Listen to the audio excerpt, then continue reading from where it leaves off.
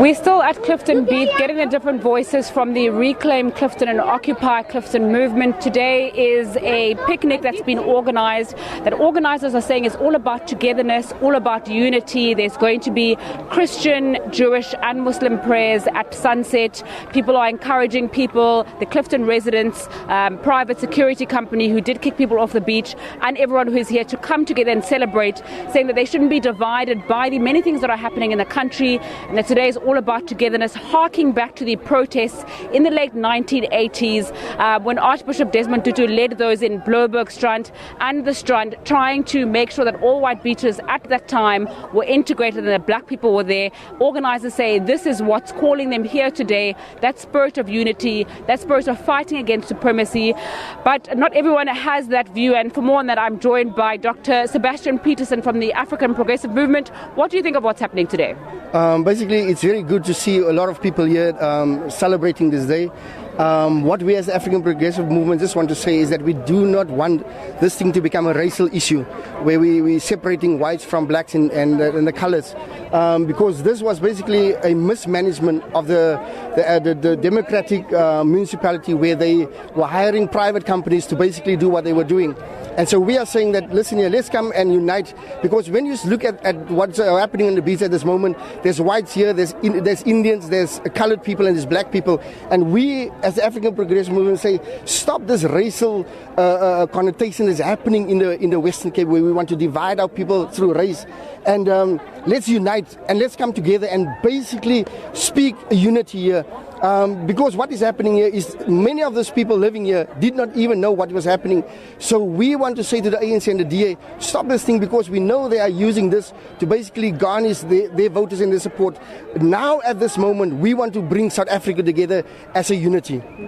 We were speaking to people earlier on who were saying that it is about race, and that the Western Cape particularly has a problem with race, and people are treated differently based on their skin colour. You know, the thing is this, the problem that we have is that every year or every time when it's election, it comes about race and all the kind of things. I believe that we need to stop this. And even when they're saying it's about race, it's not about race. When you go to the ballot box, you don't vote because of the color of your skin. You vote because you want something better. And this is the problem that the ANC and DA has been doing the whole time in the Western Cape. They've been separating us by color. You know what is so important is that when we talk about land restitution in this province, the people that's talking about it is the wrong people.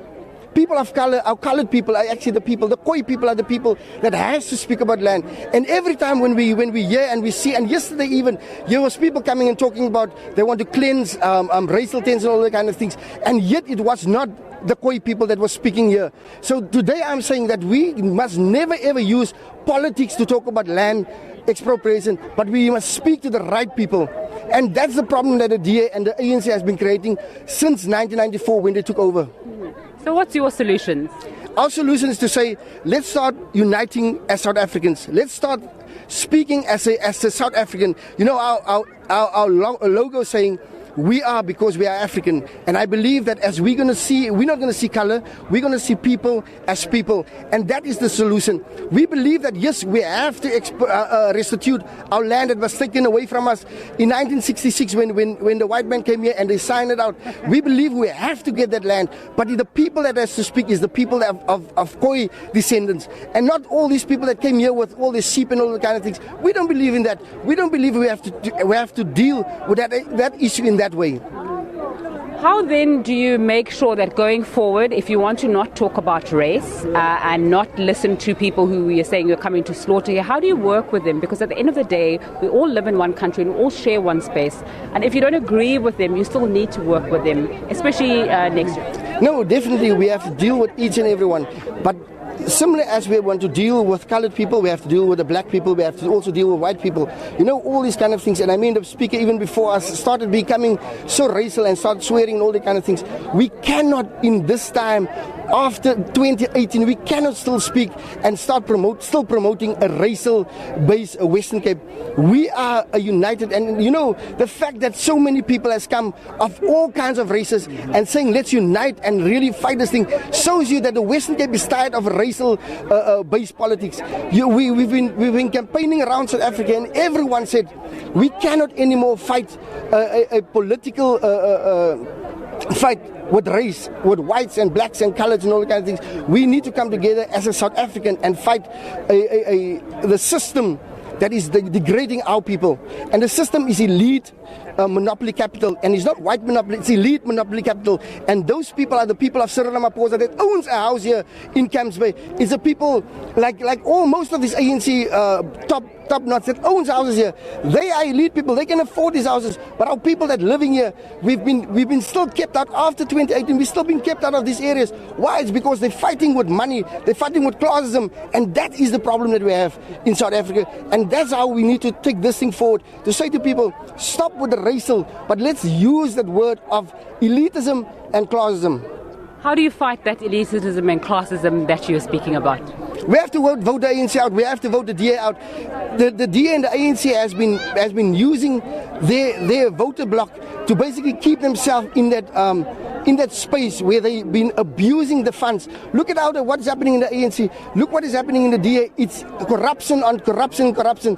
And the only people that is basically benefiting from the wealth of this country is the elitists of the ANC and the elitists of the DA. And we want to stop that. We want to say to South Africa, for you to basically become part of this wealth, you need to vote the ANC and the DA out.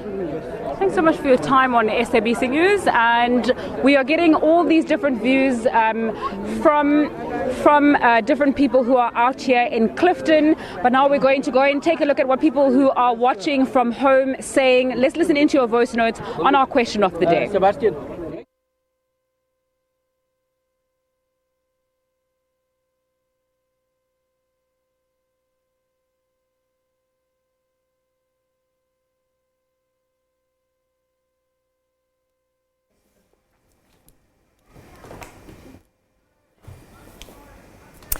All right, so we asked you earlier the question of the day. What do you think about a possible renaming of Clifton's fourth beach to Makanda Beach? That was a response we were trying to bring you. We'll try and get you those voice notes a little bit later.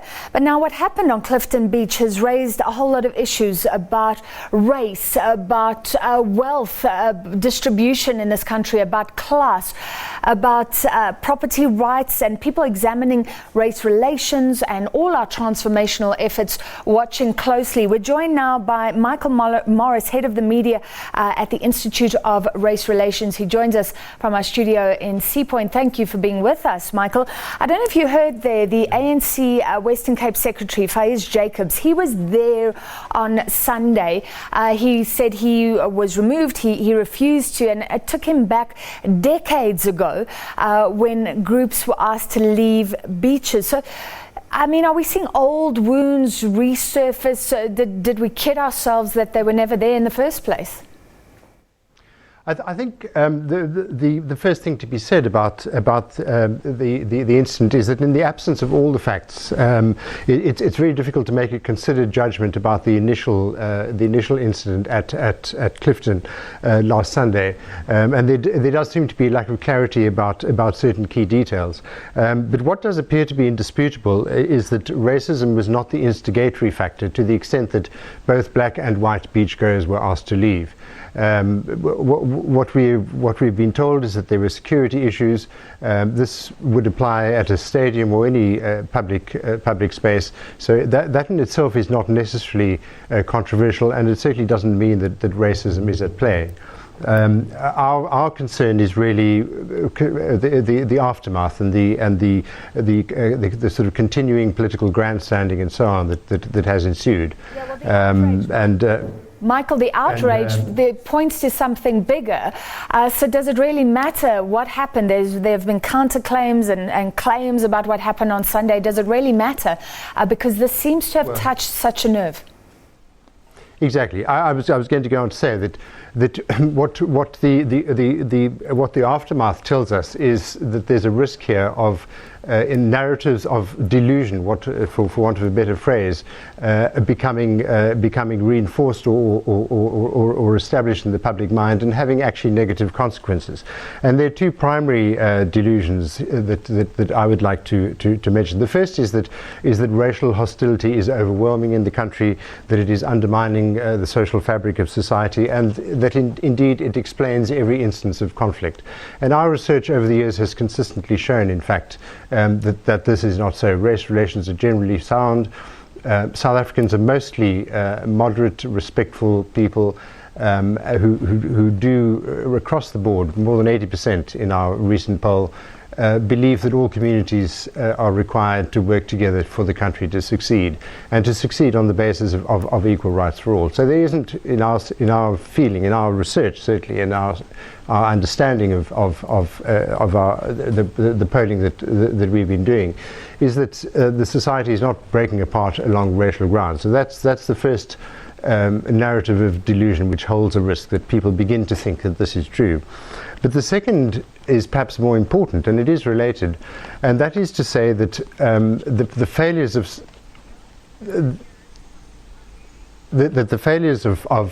South Africa, chiefly the failure to deliver more fully on that 1994 promise of a better life for all, can be pinned on wealthy, successful South Africans.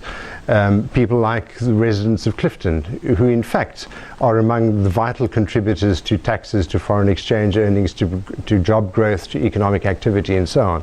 And that in fact the real problem in the country is a poorly run state, in deficient schooling, high crime rates, high and rising unemployment, and low economic growth, and very little sign of the structural reform that is every day more urgent to address those issues.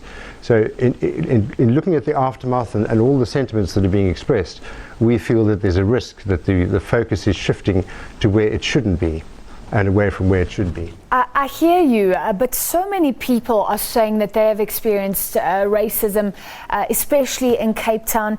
So many people talking about subtle racism, a lived experience. Are you saying that that is a small minority? Well, our polling certainly shows as much. In fact, even the Human Rights Commission's report, which dwelt actually a great deal, devoted a great deal of attention to racism. In fact, if you look at the figures, it's a relatively small proportion proportionally a small phenomenon across the whole of South Africa. Racism, in our view, is something which occurs in all societies. We know we have it, and racists on both sides of the divide are equally wrong, but they're equally in the minority. And they do not reflect the sentiments of the moderate, cooperative majority of South Africans. Just to push that again, Faiez Jacobs, one of the ANC members that was there, talking about an experience that happened to him decades ago. He is linking it. Does it not beg the question, did we just plaster over serious wounds in this country, that they're still there, and that this is a small spark bringing back memories for many, many South Africans? Yeah, of course. I think that risk is very great, but one needs to look at where that is coming from. And what we're essentially looking at is a country that's, after almost a quarter of a century of democracy, has failed to devise the policies that work to improve the lives of the bulk of South Africans, who are still living with the disadvantages of the pre-1994 days, despite an empowerment policy which in our view has been failing dismally to reach nearly deeply enough into the poorest communities. And as a result of this, race and poverty are still too closely aligned and too easily exploited, and become the lightning rod for resentment and anger and frustration. So it certainly makes sense, but we're just anxious about the kinds of meanings that are imposed on this. All right, Michael Morris from the Institute of Race Relations. Please stay with us. He's live from our studio in Sea Point, and we'll check in with Michael Morris a little bit later on, talking about the politics around this. He's saying there's a danger that this could become about political grandstanding, and that the outrage does not reflect what South Africans are saying in broader research methodology. It's very interesting. We'll hear from him later, and we'll go back to Clifton's fourth beach in Zinga Nqunta. They're speaking to beachgoers and those who are taking part in a demonstration tonight. Earlier we asked you, do you support calls for Clifton's fourth beach to be renamed Chief Makanda Beach? Let's take a listen to some of those comments. There is no need to change those names, because now we are busy teaching our kids, teaching our young people, our young one, that no, our history is like this and that and that. But if you are going to keep on changing those names, we are going to bring more confusion to them. Because what's a reason to change the name of the town, the name of the road, the name of what, and call those names according to those people that they want? No. All over Africa, whenever we get independence, we change the colonial names, except for this country, because we were begging the white people. Who is Clifton? Who is Pretoria? Who is Simon from Samostown? Who is this Peter from Pietermaritzburg? These are the questions you need to ask, so that we can start to really reconcile. As long these apartheid names still exist, trust me, we are not yet free. And this country is not yet a horror. We need to change this Clifton name. We don't know who Clifton is. Clifton does not represent Africa. He represents apartheid. It's just like Pretoria, just like King Williamstown from Kings, whatever. We need to change these names. All right, let's take a look at some of the tweets. Christian Smith saying, excellent idea. Why not change for the sake of peace and restitution? If changing Clifton's fourth beach to Chief Makanda to bring unity, peace and right historical wrongs, let's jump at that opportunity. Vuyani saying, I support the name of Clifton. I support the name change. We are in Africa. We're not in Europe. V. Pokwana, nothing wrong with renaming, but must not face great leaders from the Western Cape, or better still Cape Town. Already Makanda has been memorialized. How about Khoi and San leaders? And seemingly this debate will continue about a name change. Let's go back to